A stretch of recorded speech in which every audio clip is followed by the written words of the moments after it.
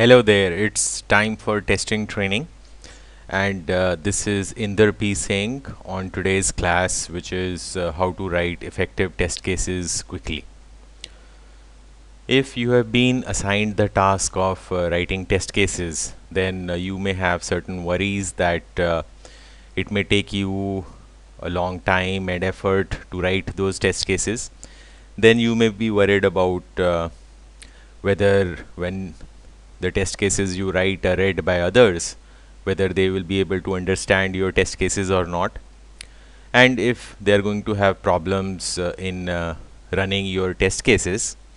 And also, you would like your test cases to be easily updatable whenever there are certain changes that you need to implement in them. Well, we can do all that. So the question we are asking today is how to write test cases quickly so that they are easy to write, easy to understand by you when you read your own test cases after a duration of time, or by others other than the author of the test case, easy to execute, also have the minimum number of steps, and also fast to execute, easy to maintain, easy to change whenever there are some desired changes you want to make in your test cases, and have less number of mistakes. So with this introduction, let us look at an ordinary test case, how it is written. So here is an example of a test case that it has been written to test the login functionality of a system. Now, in the first column, we have the step numbers 1, 2, and 3, and 1 is the test case ID. Then in the steps column, the second column, we have all the steps, and then the third column is the expected results column, where we have the expected result for every step. So let us go to step number 1. So in order to check whether the login functionality of the application is working correctly or not, what the tester has done is they have written a step: enter a valid username and valid password, and click on the login button. So this is an example of a positive test. By positive, I mean that the correct inputs are given to the system, and the system has to give the correct output, which is the expectation. And exactly that we can see in the expected results against this particular step.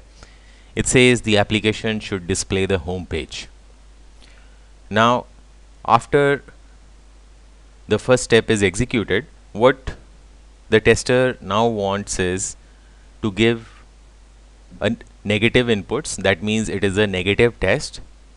Some or all of the inputs are going to be incorrect, and basically the application should error out or provide some kind of feedback to the user saying that the inputs are incorrect and they need to redo their operation. So the step here is logout of the application, enter a valid username but an invalid password. So here the inputs are partially incorrect. So this is a negative test. So if the valid username but an invalid password is given and the login button is clicked, then the application will not work. It will not give the correct result of showing the home page. Instead, the expected result here is the application should display an error message and reopen the login page. Basically, the application should say that you have provided incorrect inputs and ask the user to perform the login operation once again. Then in step 3, this is another example of a negative test, but here all the inputs are incorrect. So it says logout, then enter an invalid username and an invalid password. So make sure the user is logged out of the application, then enter a username which is invalid and a password which is invalid, meaning that a username that does not exist in the application data store and a password that does not exist in the application data store, and click on the login button. Here, since it is a negative test, the application will not proceed as expected, but the expected result says the application should display an error message and reopen the login page. Basically the same expected result that is there in step number 2. Now there are some problems with this ordinary test case. Well, what are the problems? Well, the first problem is that there is a lot of text over here. So first it's a positive test, and that is fine, and then a lot of typing has been used to describe what kind of negative input is to be given, and there is duplicity also. The same expected result is copied from step number 2 to step number 3. And also, if you notice carefully, this does not test all the negative combinations. For example, it does test for valid username and valid password. How about not giving a username and not giving a password and just clicking on the login button? Well, that is not covered here. Then an invalid username and a valid password, that means a username that does not exist in the application data store but a password that does, that combination is not there. So this is an example where the tester has compromised. Well, they have covered some testing in the sense that they have both positive tests and negative tests, but all the possible combinations which the real users of the application may give, those are not tested over here. And also it takes a lot of time to write, because there is a lot of text over here. So what is the solution? Well, in order to tell you the solution, I need to rewrite this test case, and this is what I have written. So the test case ID2 is the same test case as test case ID1, but it has been written differently. Now, how I mean it is written differently? Well, it has the different steps over here, and you can see that the very first step says verify the following username and password combinations, and there is a legend which says V means valid and I means invalid.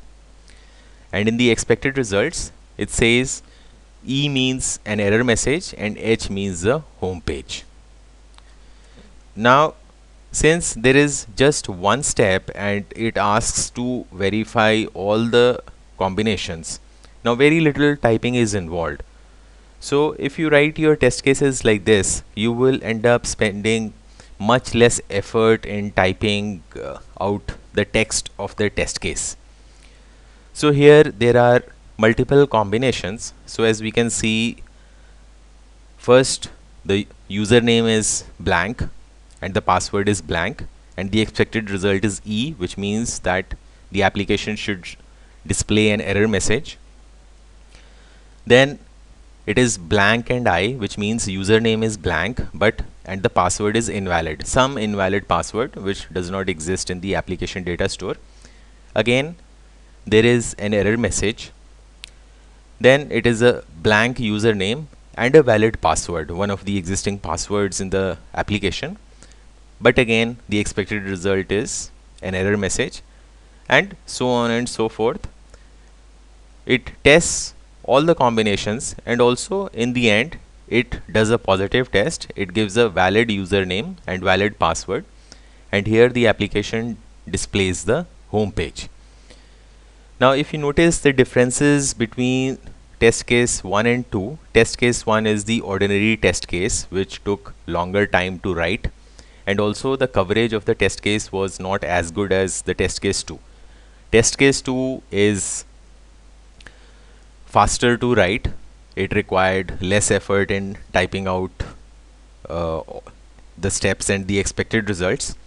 It is very easy to understand, because here instead of text we are mentioning blank blank, blank invalid, blank valid, then invalid, invalid, invalid, valid. It is very easy to understand. It is also fast to execute because when at the time of execution or at the time of running the test case, the tester need not read long sentences and try to understand their meaning and then do those steps in the application. It is also very easy to update.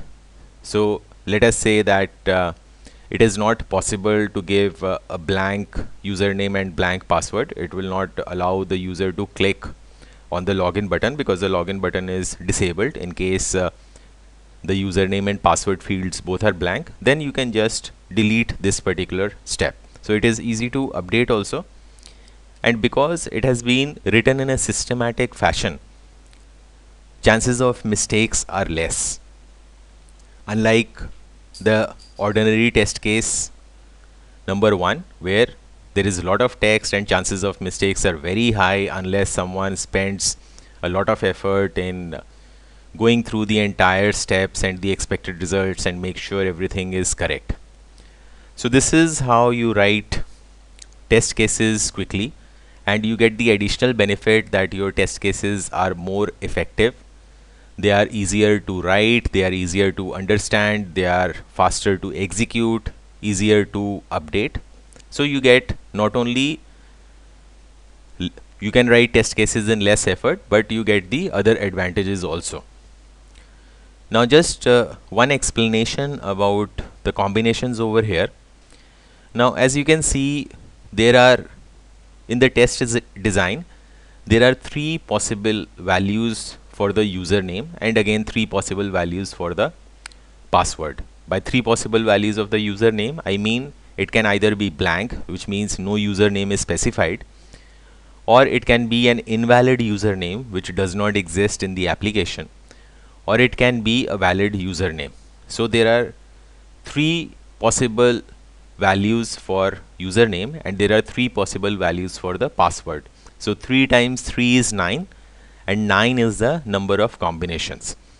So if you look closely, so here it is blank and blank, then the value of blank username continues over here for 3 times, and the password iterates its values blank, invalid, valid.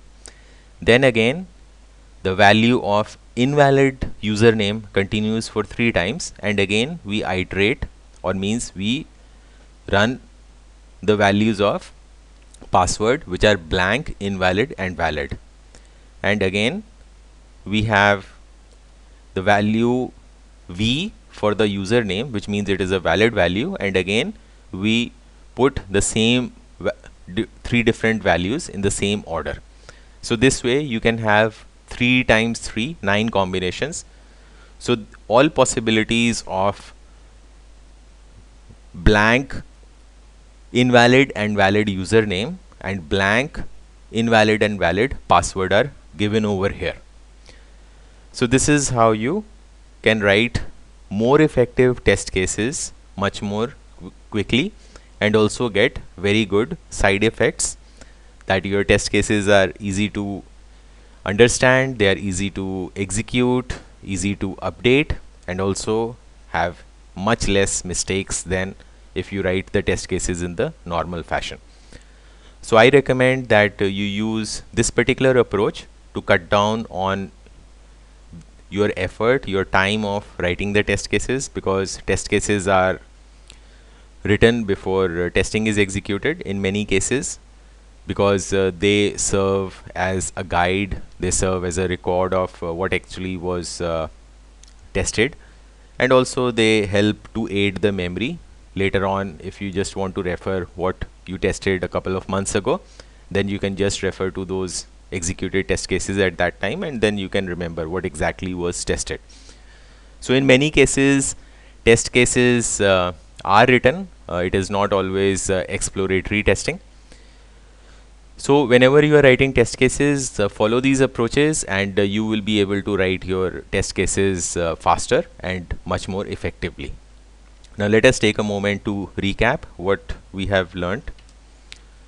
So how to write test cases, effective test cases quickly, so that they are easy to write, easy to understand, easy to run, easy to change, and have less mistakes. The solution lies in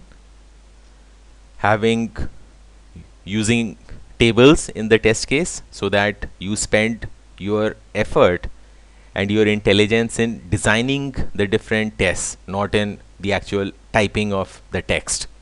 Typing of the text is not very beneficial activity. You'd better spend the same time and your intellectual capabilities in designing the different interesting tests that are likely to throw up bugs in the application. Another thing you can do is, instead of copying text from other requirements such as requirements documentation, you can simply refer to those IDs in the other documents. So that is going to save you time, because instead of copying the text, then copying and pasting text in your test case takes some time. So instead of doing that operation, simply refer the other ID and the document name, and it also serves you another indirect purpose. Whenever the source document changes, so let us say something changes in the source document, you need not update the text within your test case, because you are simply referring to the source document. So even if the source document something changes, because you are referring to it, so you need not do any updates in your already written test cases. Always keep in mind that you need to declutter your test cases. If you try to declutter your test cases by using all these recommendations, by using tables, by writing very little text, and referring other documents, etc., so you will find that you are able to write effective test cases which have better coverage, interesting test design, and you will be able to write your test cases quickly. Well, that is all for this video. If you liked this video, make sure that you give a like or share it using social media, and also subscribe to the channel Testing Training. So that is all for today, and see you next time. Thank you.